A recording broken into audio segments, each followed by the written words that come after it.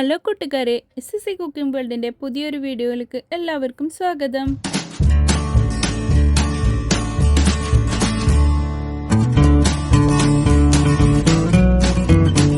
ഇന്ന് ഞാൻ നിങ്ങളുടെ മുമ്പിൽ വന്നിട്ടുള്ളത് നല്ല ടേസ്റ്റിയും കറുമുറുമായിട്ടുള്ള നമ്മളുടെ ഫേവറേറ്റ് ആയിട്ടുള്ള പക്കവടയുടെ റെസിപ്പിയുമായിട്ടാണ് കേട്ടോ. ഇത് എത്രക്കും പെർഫെക്റ്റ് ആയിട്ടുണ്ടെന്ന് ഇപ്പം സൗണ്ടിൽ കേൾക്കുന്നുണ്ടാവും.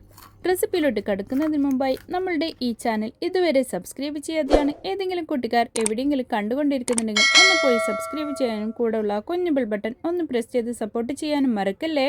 എന്നാലേ ഞാനിടുന്ന പുതിയ പുതിയ വീഡിയോസിൻ്റെ നോട്ടിഫിക്കേഷൻ നിങ്ങളിലെത്തുകയുള്ളൂ, നിങ്ങൾക്കത് അപ്പോഴപ്പോൾ തന്നെ കാണാനും പറ്റത്തുള്ളൂ.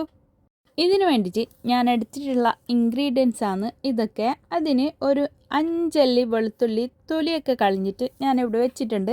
നമ്മളുടെ ഇവിടെ മറ്റേ ചൈനൻ്റെ വലിയ വെളുത്തുള്ളിയില്ലേ, അതാണ് ഇട്ടുള്ളത്. പിന്നെ ഒരു പീസ് ഇഞ്ചി, 4 പച്ചമുളക്, അത്രയാണ്. പിന്നെ ഒരു പീസ് ചുവന്നുള്ളിയില്ലേ, ചെറിയ സവാളൻ്റെ ഒരു ഹാഫ് പീസ് ഇട്ട് കൊടുക്കുന്നുണ്ട്. ഇഞ്ചിനെ ഞാൻ പീസാക്കി ഇട്ട് കൊടുത്തതാണ്. എന്നിട്ട് ഇതാ ഈ സവാളനെയും ഞാൻ പീസാക്കി ഇട്ട് കൊടുത്തിട്ടുണ്ട്. സവാളക്ക് പകരം നമ്മളുടെ അരികിൽ കുഞ്ഞുള്ളി ഉണ്ടെങ്കിൽ അത് ഇട്ട് കൊടുക്കാം. എന്നിട്ട് ഒരു 3 ടേബിൾ സ്പൂണ് വരെ വെള്ളം ഇതിലേക്ക് ഒഴിച്ചു കൊടുക്കുന്നുണ്ട്. എന്നിട്ട് നല്ല പേസ്റ്റാക്കിയിട്ട് നല്ല മഷി പോലെ അരച്ചെടുത്തിട്ട് വരാം. എന്താ കണ്ടില്ലേ, ഇത് ഞാൻ നല്ല പോലെ അരച്ചെടുത്തിട്ടുണ്ട് കേട്ടോ. എന്നിട്ട് നമുക്കൊരു സ്ട്രൈനറിൽ വെച്ചിട്ട് അരച്ചെടുക്കാം. അതിൻ്റെ വെള്ളം മാത്രമാണ് വേണ്ടിയിട്ടുള്ളത്, അതിൻ്റെ ജ്യൂസ് മാത്രം. ഇതിൻ്റെ ഈ കട്ടിയുള്ള ഈ ഭാഗമൊക്കെ അതിൽ എടുക്കുകയാണെങ്കിൽ അത് നമ്മൾ പ്രസ് ചെയ്യുന്ന ടൈമിൽ അത് മുറിഞ്ഞു പോവും. അത് ആവാതിരിക്കാൻ വേണ്ടിയിട്ടാണ് ഇതിനെ ഈ ജ്യൂസ് മാത്രം ആക്കിയിട്ട് അരച്ചിട്ട് എടുക്കുന്നുള്ളത്, സ്ട്രെയിൻ ചെയ്തിട്ട്. അപ്പോൾ അതിൻ്റെ ജ്യൂസിനെ ഒരു സൈഡിലേക്ക് മാറ്റി കൊടുക്കാം. എന്നിട്ട് നമുക്ക് ഇതിലേക്ക് മെയിൻ വേണ്ടിയിട്ടുള്ളത് മറ്റേ കടലമാവില്ലേ, കടലപ്പൊടി, അതാണ് കേട്ടോ. അത് ഇട്ട് കൊടുത്തിട്ടുണ്ട്, ഗ്രാം ഫ്ലോർ.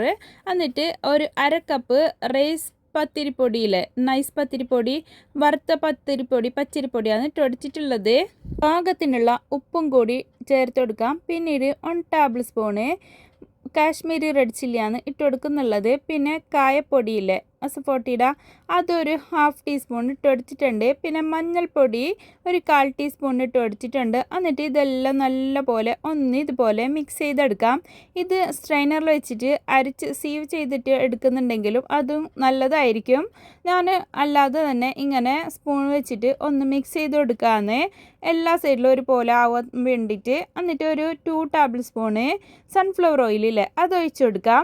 നെയ്യ് ഒഴിച്ചു കൊടുക്കുന്നുണ്ടെങ്കിൽ അങ്ങനെ ഒഴിച്ചു കൊടുക്കാം, കുഴപ്പമൊന്നുമില്ല. വെജിറ്റബിൾ ഓയിൽ ഏതായാലും ഒഴിച്ചു കൊടുക്കുന്നുണ്ടെങ്കിൽ അത് ഒഴിച്ചു കൊടുക്കാം. പിന്നെ ഞാൻ ആ അരച്ചെടുത്തിട്ടുണ്ടായിരുന്നുള്ള ആ ജ്യൂസില്ലേ, അതൊരു 1/4 കപ്പ് വന്നിട്ടുണ്ട് കേട്ടോ. 1/2 കപ്പിന് താഴെ ആയിട്ടുണ്ട്, 1/3 കപ്പിൻ്റെ അടുത്തൊക്കെ ആയിട്ടുണ്ട്. അത് വെച്ചിട്ടാണ് ഞാനിതിനെ കുഴച്ചെടുക്കാൻ പോകുന്നുള്ളത്. ഇതിലേക്ക് കുറച്ച് മാത്രം ഇത് ഒഴിച്ചു കൊടുത്തിട്ട് ചപ്പാത്തീൻ്റെ മാവൊക്കെ കുഴച്ചെടുക്കുന്നില്ലേ, അതുപോലെ ആക്കിയിട്ട് വേണം നമുക്കിതിനെ കുഴച്ചെടുക്കാൻ കേട്ടോ. നമ്മൾ നല്ലോണം ലൂസായിട്ടൊക്കെ പോയിട്ടുണ്ടെങ്കിൽ അത് പെട്ടെന്ന് അതിൻ്റെ സേവനാഴിയിൽ ഇട്ടിട്ട് നമുക്ക് വേറെ ആയിട്ട് വരും. അപ്പോൾ അതങ്ങനെ ആവാതിരിക്കാൻ വേണ്ടിയിട്ട് നമ്മൾ ശ്രദ്ധിച്ചിട്ട് വേണം ഇതിലേക്ക് വെള്ളം ഒഴിച്ചു കൊടുത്തിട്ട് കുഴച്ചെടുക്കാൻ വേണ്ടിയിട്ട്. എനിക്കിത് മുഴുവനായിട്ടും വേണ്ടി വന്നിട്ടുണ്ട്. അതിനൊരു 1 ടേബിൾ സ്പൂണിൻ്റെ അടുത്ത് മാത്രം ബാലൻസ് വന്നിട്ടുണ്ട്. ബാക്കിയൊക്കെ ഞാൻ ഇതിലേക്ക് ഒഴിച്ചു കൊടുത്തിട്ടുണ്ട് കേട്ടോ. ഇതിൻ്റെ ഡോ കണ്ടില്ലേ, ഇതുപോലെ ആയിട്ടാണ് നമുക്ക് കിട്ടുന്നുള്ളത്. ഇങ്ങനെയാണ് കിട്ടേണ്ടിയിട്ടുള്ളത്, എന്നാലേ നമ്മൾക്കത് മുറിഞ്ഞു പോവാത്ത അത് പെർഫെക്റ്റ് ആയിട്ട് വരുള്ളൂ. ഒരു പാൻ അടുപ്പത്ത് വെച്ചിട്ട് അതിലേക്ക് സൺഫ്ലവർ ഓയിലാണ് ഞാൻ ഒഴിച്ചു കൊടുത്തിട്ടുള്ളത്. അപ്പോൾ ആ ടൈമിൽ തന്നെ സേവനാഴിയില്ലേ, അതിലേക്ക് ഈ അച്ചാണ് കേട്ടോ ഇട്ട് കൊടുക്കേണ്ടത്. എന്നിട്ട് ഓയിലാണ് ഞാൻ പുരട്ടി കൊടുക്കുന്നുള്ളത്. അപ്പോൾ ആ ടൈമിൽ നമ്മൾക്ക് ഈ കറിവേപ്പിലയിലെ ഒരു 3 തണ്ട് കറിവേപ്പില ഞാനിവിടെ മാറ്റി വെച്ചിട്ടുണ്ടായിരുന്നു. കഴുകിയിട്ട് അതിനെ ഒന്ന് ടിഷ്യൂ പേപ്പറിൽ തുടച്ചെടുക്കണം. ഇല്ലെങ്കിൽ ഇത് എണ്ണയിലേക്ക് ഇടുന്ന ടൈമിൽ നല്ലോണം ഇങ്ങനെ പൊട്ടി തെറിച്ചിട്ട് ഇടിയാവും.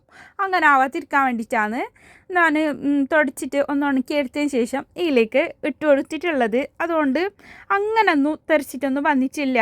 അപ്പോൾ അപ്പം തന്നെ നമുക്കിത് കോരി മാറ്റാം കേട്ടോ. പെട്ടെന്ന് ഇത് കറിവേപ്പിലൊക്കെ ഇതിൽ നിന്ന് ആയി കിട്ടുന്നുണ്ട്. അപ്പോൾ ഇത് വെറുതെ തന്നെ അതിൻ്റെ കൂടെ കഴിക്കാനാണെങ്കിലും വെറുതെ തന്നെ കറിവേപ്പില കഴിക്കുകയാണെങ്കിലും കറുമുറായിട്ട് കഴിക്കുമ്പോൾ വേറെ തന്നെ ഒരു ടേസ്റ്റ് തന്നെ. അപ്പോൾ ഇത് കോരി മാറ്റിയതിന് ശേഷം നമ്മൾക്ക് ലോ ഫ്ലെയിമിൽ വെച്ചിട്ടുണ്ട് ഞാനവിടെ. അപ്പോഴത്തേനും നമ്മൾക്ക് ഈ മാവിനെ ഞാൻ 2 ബോൾസാക്കി മാറ്റിയിട്ടുണ്ട്. അതിൽ ഒരു ബോൾസ് ഇട്ടിട്ടാകുമ്പോൾ ഇതിൽ തീരെ നിറയുന്നില്ല. അപ്പോൾ ഞാൻ അതിൽ നിന്ന് കുറച്ചും കൂടി എടുത്തിട്ട് ഇതിലേക്ക് ഇട്ട് കൊടുക്കുന്നുണ്ട്. ഒരു 2-3 പോർഷനാക്കിയിട്ട് ഇട്ട് കൊടുത്തിട്ട് എന്നിട്ട് അത് അപ്പോൾക്ക് ഇത്ര ആയി കിട്ടിയിട്ടുണ്ട്. ഞാൻ വിചാരിച്ചു അത്ര മതിയെന്ന്. അങ്ങനെ അത് ഇതാക്കിയിട്ടിട്ട് അതിൻ്റെ മൂടി നല്ലപോലെ ടൈറ്റാക്കി കൊടുക്കണം. എന്നിട്ട് നമുക്ക് അതിനെ സേവനാഴിയിലൂടെ ഇതുപോലെ ചുറ്റിച്ച് കൊടുക്കാം. ഇത് കണ്ടോ, നല്ല പെർഫെക്റ്റ് ആയിട്ട് തന്നെ നമുക്ക് ഇത് ചുറ്റിക്കാൻ വേണ്ടിയിട്ട് കിട്ടുന്നുണ്ട് കേട്ടോ.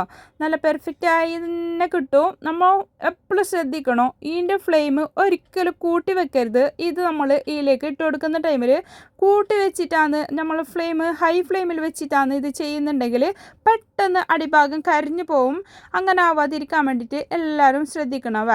ലോ ഫ്ലെയിമിൽ ഇട്ടിട്ട് തന്നെ ഇതിങ്ങനെ ഇട്ടെടുത്താൽ മതി. എന്നിട്ട് ഒരു ഭാഗം നല്ല പോലെ ആയി വന്നതിന് ശേഷം മാത്രമാണ് മറ്റേ ഭാഗം തിരിച്ചിട്ടെടുത്തിട്ട് എന്നിട്ട് അതും ഒരു 2-3 മിനിറ്റ് ആകുമ്പോഴത്തേനെ അതും ആയി കിട്ടുന്നുണ്ട്. പെട്ടെന്ന് ഒരു 5 മിനിറ്റ് ഒന്നും വേണ്ട നമുക്ക് ഇത് ഉണ്ടാക്കിയെടുക്കാൻ.